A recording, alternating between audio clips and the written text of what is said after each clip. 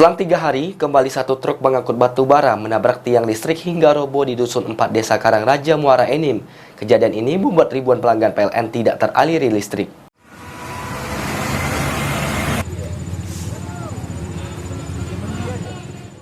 Belum genap 1 minggu, truk angkutan batu bara yang melintas di jalur utama antara Muara Enim hingga menuju Tanjung Enim kembali menabrak tiang listrik hingga roboh dan menimpa truk tersebut.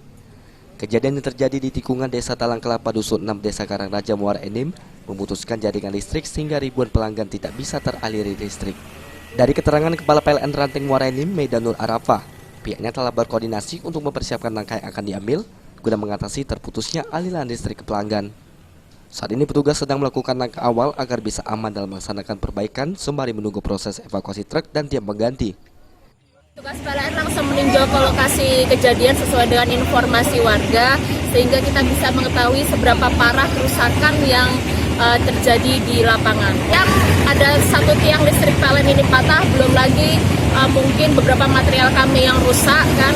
Dan ini saat ini petugas PLN kami menunggu tiang dari lahan karena memang dalam seminggu ini kita sudah 2 kali kejadian tiang listrik kita patah disebabkan karena ditabrak truk batu bara. Sama mas seperti kemarin karena kalau yang ini sepertinya jauh lebih parah karena tiang kita sepertinya tertimpa ya mas ya, tertimpa dari truk ini langsung. Sementara itu, agar kondisi jalan tidak macet, personil Satlantas Polres Muara Enim datang ke lokasi kejadian dan langsung mengatur jalan serta mengamankan sopir truk untuk selanjutnya dimintai keterangan. Mardiansah, PAL TV.